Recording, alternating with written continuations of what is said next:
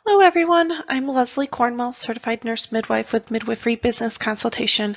This content has to do with the myths of running a successful midwifery business. I've heard many times over the years common misunderstandings and things that people think about when they're starting a private practice, and a lot of fears. Some are legitimate concerns, some are things we can overcome through consulting and doing our due diligence. So this is a legal disclaimer I put at the beginning of all of my presentations. It has to do with just protecting the content. Everything we try to make is accurate for suggestions, but everybody's situation is different and unique. So I always stress to talk to your local experts, know your own rules, regulations, know what myths and barriers are present for you and how you can overcome them. So the objectives of today is to verbalize what are the possible myths present with starting a private practice. Why do they exist? What are things you can overcome? What are true legitimate challenges? And what are just pure misunderstandings? And so I want to brainstorm, because this is the first step for midwives to even consider starting their own private practice, is to get past these fears, these myths, these misunderstandings. Talking about the different ways you can help the midwife practice. There's different types of businesses you can start.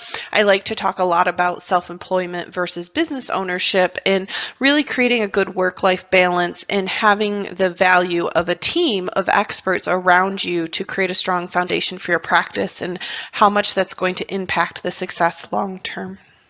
So there's different myths that exist. The biggest one is just the fear of the unknown. Most people have never ran a business before. Most people don't know very many people that have ran businesses.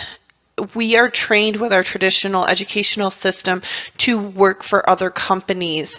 Even the degree of business is more being a CEO for an actual business owner. It's not training you to be an entrepreneur. It's not training you to start and run your own successful business. There's not a lot of resources in the traditional system. We are very fortunate with the internet and worldwide access that you have so much knowledge at your fingertips. Learn from different business mentors. There's a lot of professional development. There's a lot of business training out there.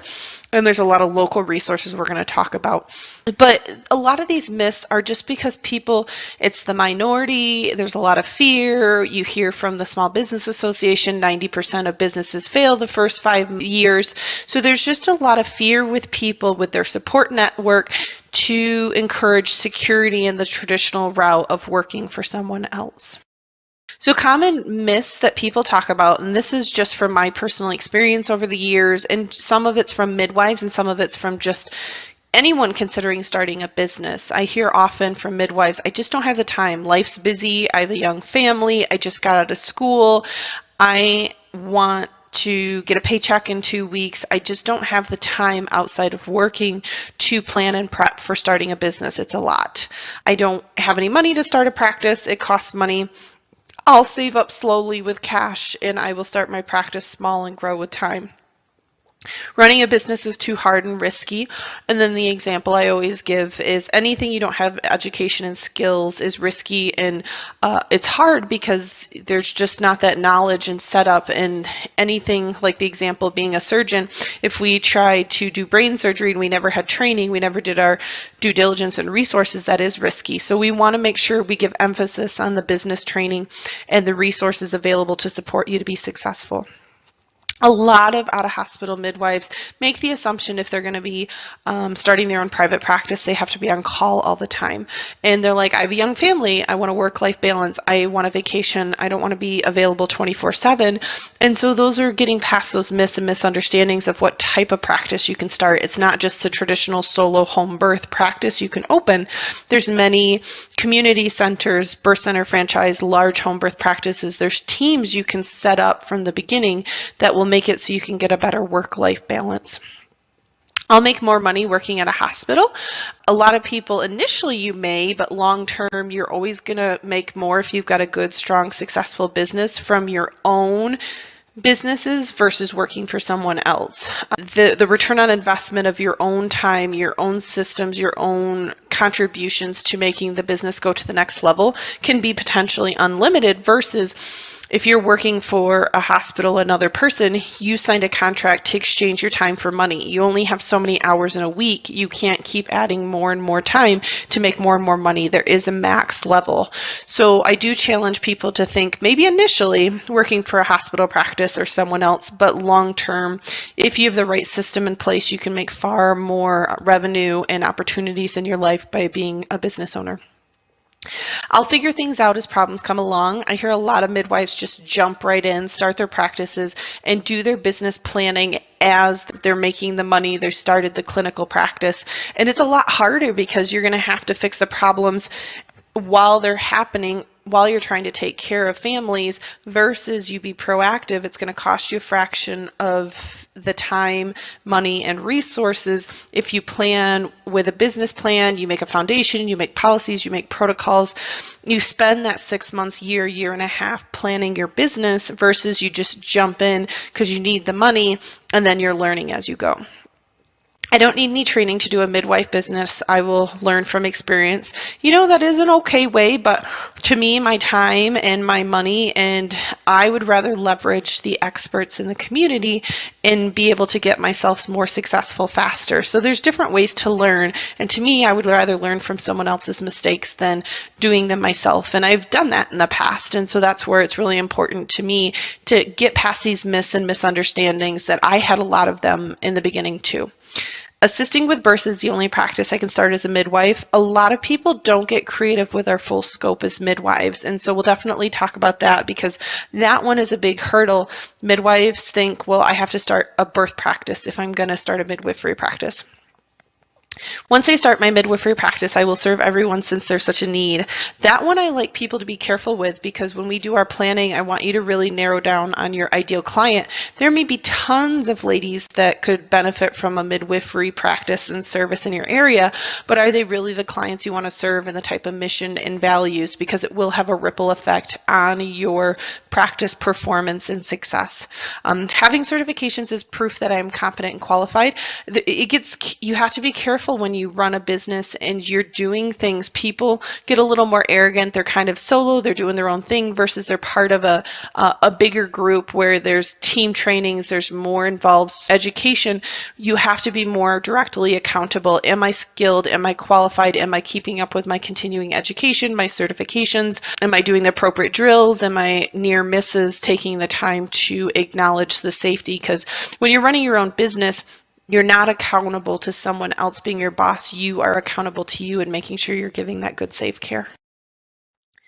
So these are big ones I'm going to focus on in this presentation of common barriers that midwives present to me of why they think they can't start their own private practices.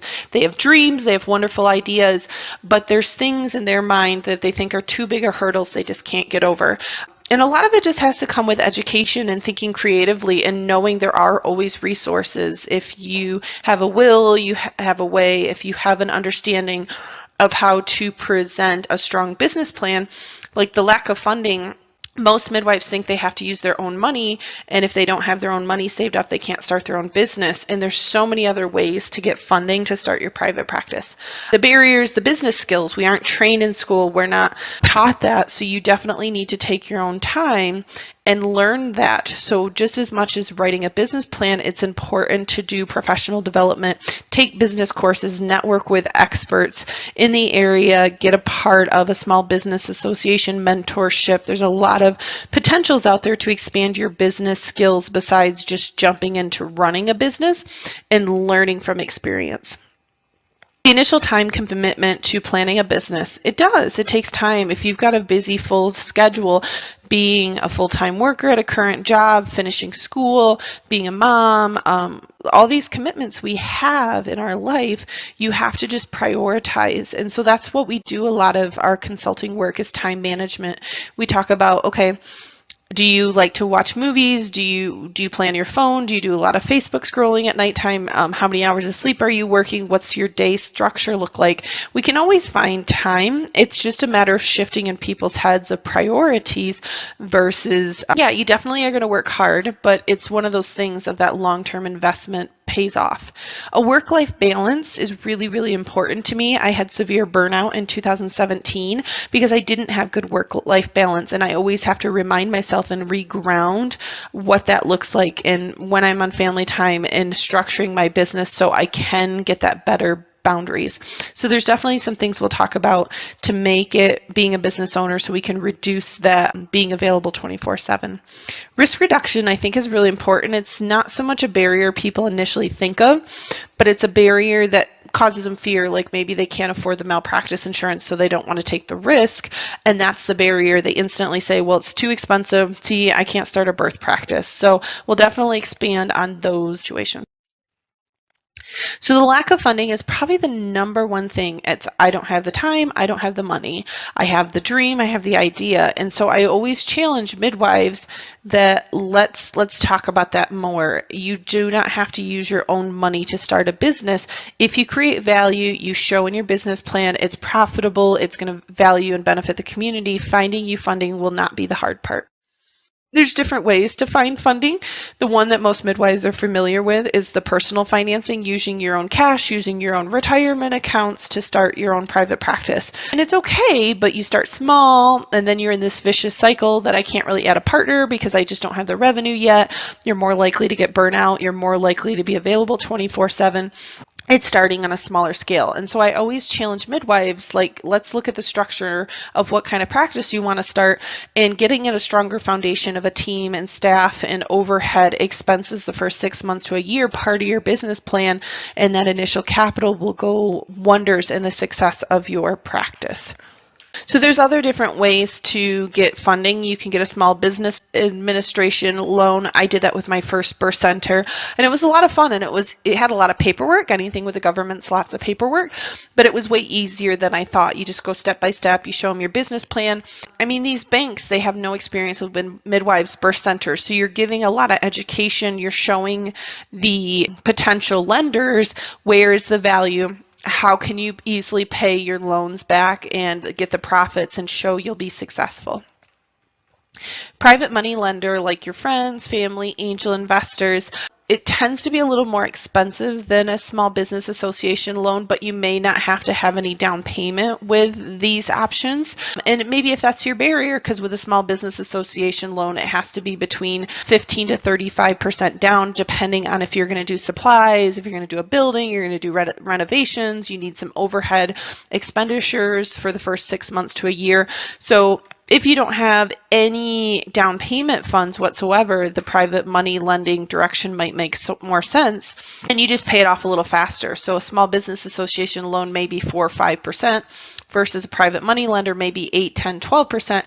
But you can get started sooner and you can use your profits to pay off faster. Crowdfunding is used, but not as commonly. You could do GoFundMes. You can talk to friends and families about your cause, your idea, and they like your mission and they want to see you get successfully started. If you're going to do a nonprofit, you could do donations, you could do grants, you could talk to the community and do fundraisers and different things to get your practice going. Because it doesn't have to be just you. If the community wants this birth center, you could be the director of it and the community directly owns it. You don't have to start a practice if you don't want the business responsibility and all the decision making. Maybe starting a nonprofit that's owned by the community versus you makes a lot more sense. But I like to reinforce over and over again, having a strong business plan to present is going to be your success of getting other forms of funding to start your business versus your own cash. So having entrepreneurial skills, so having those business skills, it's not, when I talk and do consulting work, it's not just about creating a business plan and showing on paper that the profits are possible. You are the business owner. You're going to have to hire your staff. You're going to have to know your regulations. You're going to have to handle difficult situations with your employees. You're going to have customer complaints. You're going to have situations where negotiating and positive resiliency and all these professional development things being a business owner are so, so vital. If you work for someone else, you're only one tiny piece of the bigger system. You are being hired for a job description and a purpose. If you are a business owner, you are coordinating payroll, you are coordinating marketing, supplies, maintenance of the building, clinical care policies. You have so many things to organize and set up. You don't have to be the one that does every step of the process, but you at least have to be one that's the final decision maker and aware of everything going on in your business. And you need to be able to handle the highs and lows.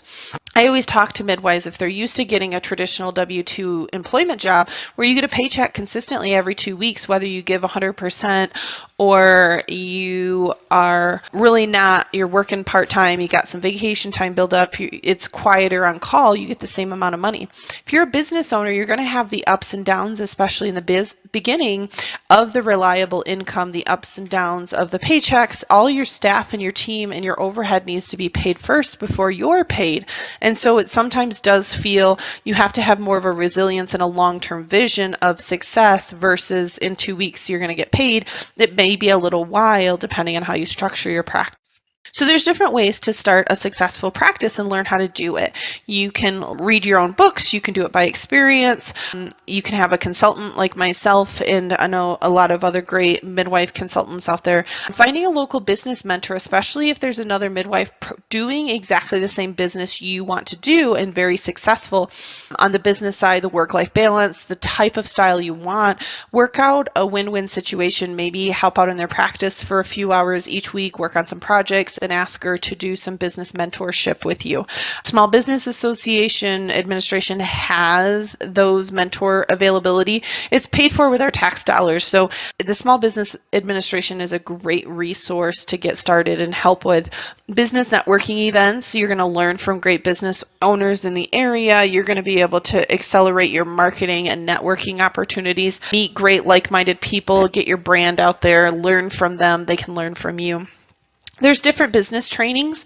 I know I talked a little bit about the business degree. You can get a business degree, but it's not as much used for starting your own business, but it does help you out. There's workshops, there's events, there's online courses, there's books, there's unlimited knowledge we have at our fingertips. I love YouTube. I love podcasts. I love, for years, I haven't listened to the radio. I spend my time driving and trying to maximize my time of when I'm out and about going places, I am listening to some way to grow and develop myself. Professional development courses are just as important as business courses. The last one, that's the most common way I see midwives learn to be business owners, and sometimes they're successful. Sometimes they burn out, and that trial and error is just too hard for them. So the benefits of having a mentor, either a business consultant or that's specialized in that, or hiring someone that's an expert in your area, is you learn from their mistakes. You learn from their years of knowledge, their tools they've created, their resources. You're going to accelerate the success of your practice so much faster and avoid a lot of those mistakes that someone else has already done. Ask lots of questions, get professional advice. Having a financial planner, an accountant, a lawyer, all these experts that you can utilize to check over your financial agreements, check over your systems you put in place for your policies, your procedures, your income and expense templates, your bookkeeping. There's so many things that it's really important to have those experts because they know the rules, the regulations. They are the experts that went to school and have years of experience. So paying them a little bit of money, that return on investment is going to be so much more than you trying to learn how to do it and only can do it a fraction of the skill level they can, especially marketing. I talk a lot about having a marketer on your team when your practice gets going and the impact that has for branding and long-term success.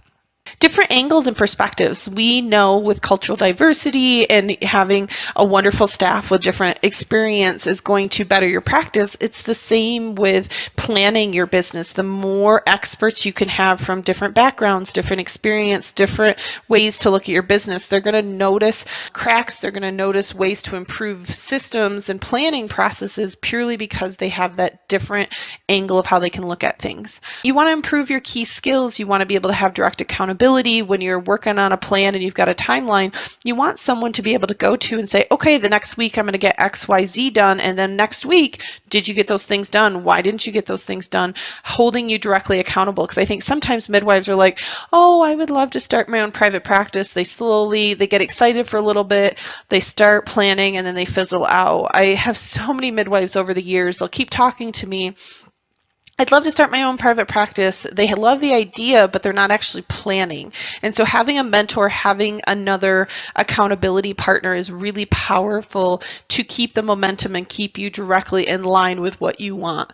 It's venting with someone. Like if you're having a rough day, having someone that really understands. I mean, our family and friends that have run businesses can't really relate and give you constructive criticism. And it may just reinforce that myth of, see, you shouldn't be starting a business because of X, Y, Z. You expand your network by having these great mentors. You create long-lasting relationships that'll have a ripple effect of your success and other opportunities brought to you, new clients, learning opportunities. I mean, the more people you can leverage. I want to be the weakest person on a group or a mastermind. I want to surround myself by the best of the best so I can learn from them. And then they give you those gentle, constructive criticism when you're wanting to plan something or think about something or take your practice to the next level.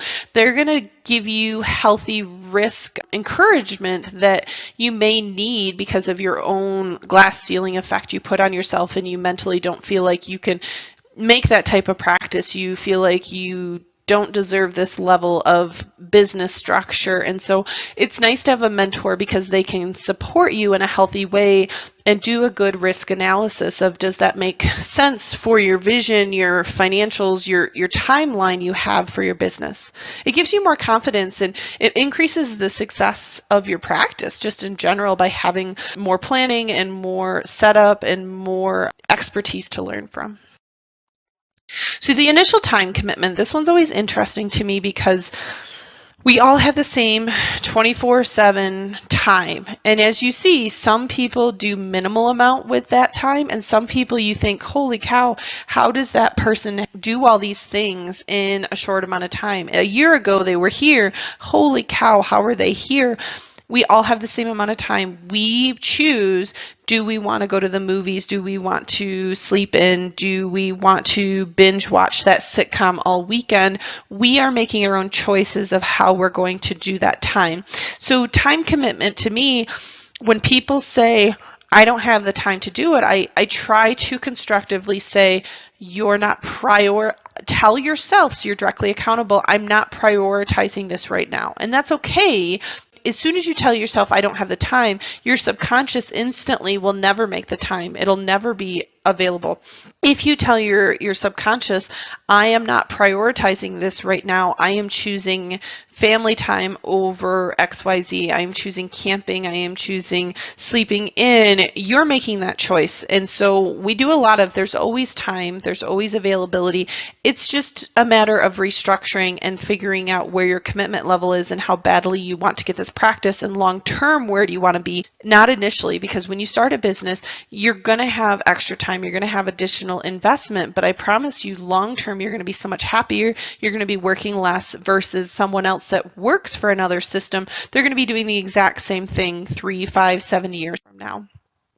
So when I talk to people wanting to start their own businesses, we really reinforce that business ownership versus self-employed, and your time is your most valuable asset. And so planning a business, you want to create systems, you want to create a strong foundation so that everybody has roles, job descriptions, you're hiring great people, and you're leveraging their expertise versus you have to know everything, you have to be everything. My heart always breaks when midwives will say, well, I'll do my own marketing, I'll mow the lawn because I don't want to pay X amount of money. And I always try to challenge them, what's your return on investment and what is the value of your time? So time is important, but we also have to do respectful time management and acknowledging, do you want to start a business or do you want to look at Facebook for an hour every night? Do you want to play Candy Crush in one of your games that you have versus choosing to do something for yourself to better your future? So a lot of times we'll be talking about time management and what's their daily routine if they feel like this misunderstanding of time is not available for them.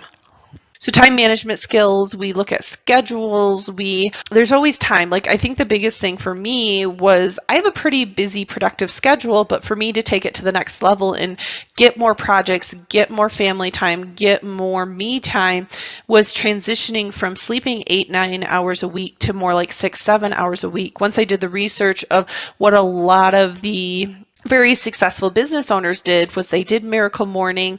They had a direct routine every morning to get started right and make their whole day more productive. When you start adding in exercise, meditation, journals, planning for the whole day, you're going to get more time back because your memory is going to be stronger. You're going to be more efficient. You're not going to have those lows where you want to nap and you're feeling like crap. If we're not feeding ourselves well, we're not taking care of ourselves, we're not going to be nearly as productive with our precious time. So having a schedule, looking at where is extra availability of time, maybe it's in the morning before everybody gets up, maybe it's after all your kids and your partner goes to sleep, like where is there time in the day we can find to do this planning for your practice. Making a strategic timeline, making a vision board, those things make it more real. The more we can make you passionate about creating your business and making it feel more like it's possible, it's going to encourage you versus you feel like, oh, I have a small chance of getting successful. I don't know if it's going to work. Like the more we can get your subconscious to visualize where you want to be, the more you're going to creatively work on that time management and create those goals and successes. And to celebrate yourself when you have those positive moments, gratitude journals are really powerful. Giving yourself credit as a human being, that we are human. If you're super tired and you planned at 9 o'clock at night to do working on your business, but you can barely keep your eyes open, being able to forgive yourself and say, okay, I'm going to go to sleep now, but I'm going to wake up at 5 in the morning because that's my 7 hours of sleep or 8 hours or whatever. And I was going to do this tonight, but I'm going to tomorrow morning, and celebrate. Like you acknowledge your self-care, because if you make yourself last, you're going to continue those habits the entire time you have a practice. So the work-life balance is something that was hard, and I go through waves because when you're so ambitious and you keep saying, well, I'll hang out with family later, I'll hang out with family later. There's a reason midwives have a high divorce rate. There's a reason a lot of midwives' kids feel that midwifery is more important than them being a mom to them. So I really encourage you to get your kids involved in your business. That's the other really cool thing. People don't realize as business owners, you can pay your kids. They can be part of your marketing. They can help you put your educational material together. My kids go on a lot of my home visits with me. They help me. They're going to conferences with me. So we can create a good work-life balance. You're going to teach your kids about business. You're going to have them involved so they can see both sides of your life. And to midwives, like even my birth center, kids, we were kid friendly, and it was for the staff just as much as it was for the clients.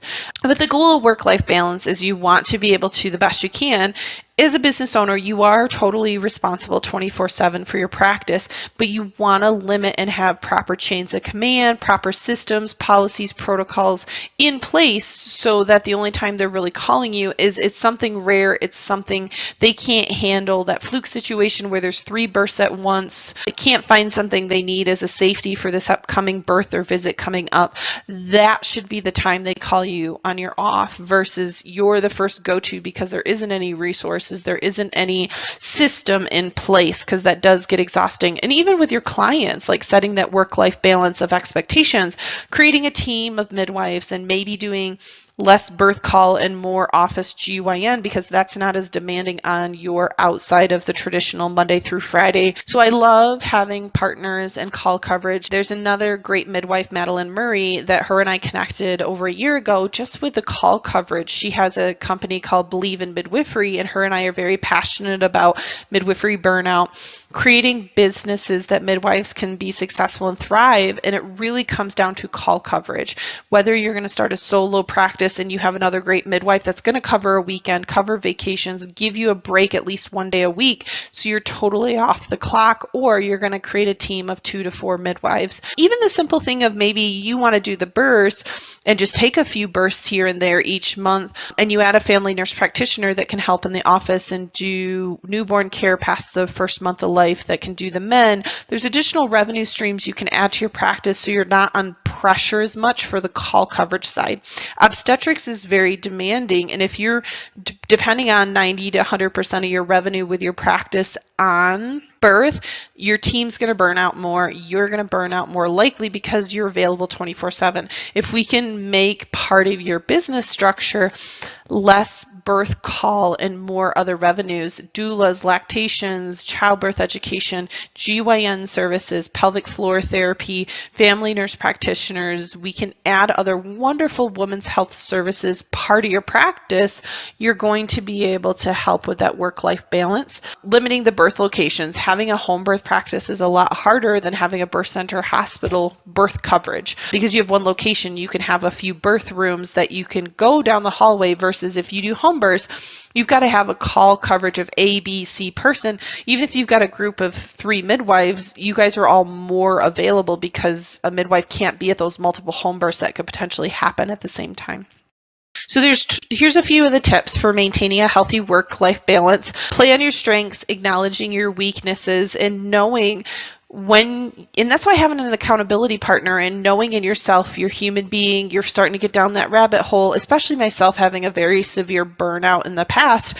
I start acknowledging sooner. I just let it go on too long. I kept telling myself it's going to get better, but I didn't do anything about it, and it just kept getting worse. So now I start noticing, okay, I'm starting to go down that rabbit hole again. How do I restructure myself, nip it in the butt so that I can get to where I want to be? Prioritizing your time, being realistic. We're human beings. We've got 24 hours in the day, but we're not going to be able to go nonstop 24 hours in a day. So what's most important?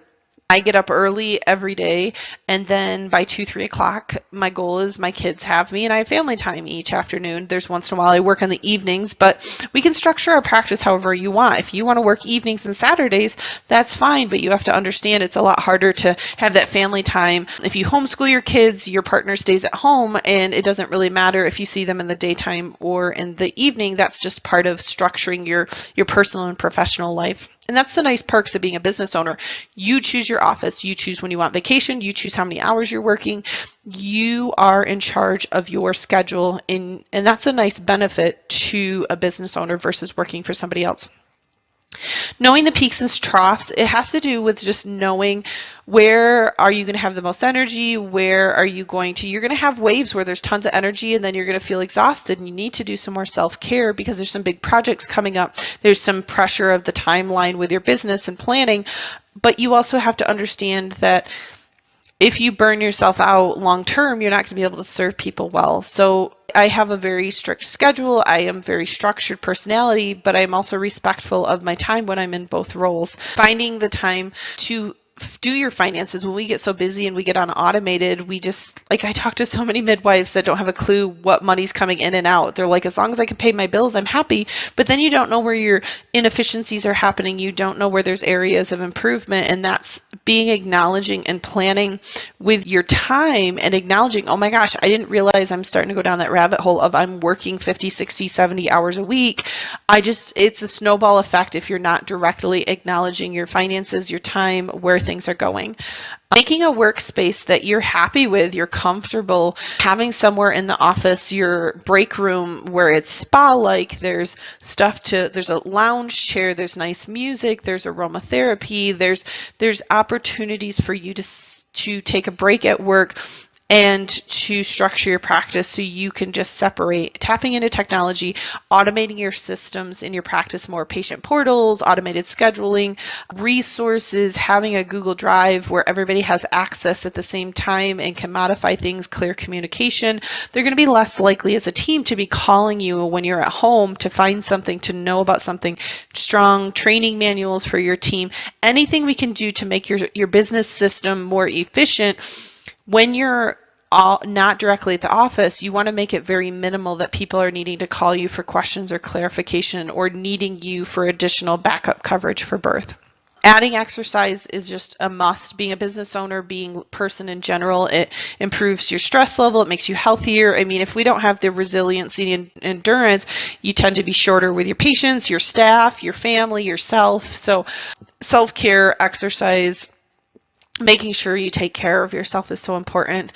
Building your networking opportunities, building with your resources, having a job where you love what you do and you're excited to talk about it. It doesn't feel like a job. It feels like a love project. It feels like this is something because you're gonna be more committed. You're gonna be more passionate. And then that next morning when you have your family time and you get up, you're not gonna feel Jobs tend to make people feel cornered. And if you're not happy with the business you started, change the business, change the structure. You have that control. And just being realistic of we are human beings, forgiving ourselves. I have a life coach that's been really helpful with just that positivity and that creativity and being an overachiever and having such a high extreme bar for myself. Like, it was that beating up of a good work-life balance and pushing the limits too often. And just be able to step out, take vacations, meditate, do some hobbies, do some things outside of your business are only going to make your practice more successful. It's going to make you a better business owner. It's going to make you relate to people easier. If you're exuberating positive energy out to the universe, it's going to come back to you. There's great documentaries about it. The Secret, Think and Grow Rich. There's so many ways. If you're expressing negative energy to the universe, to people, it's going to come back to you.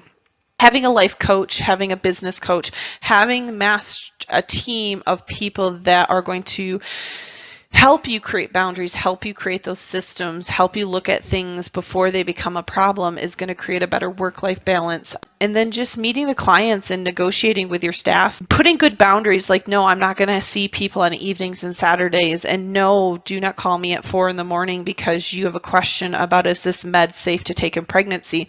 That's your responsibility to set good structures at your initial OB visits, good educational handouts, good clear expectations on your website of what consults, what your midwifery care looks like, you have a pager you share among your midwifery team, and then your personal cell phone is just like a rare backup if they can't get a hold of anybody in 30 minutes. Like, you want to create systems, you want to have holidays, you want to do vacation time, you want to make sure you get a good chunk of your weekends completely off call if you can, to separate from your practice.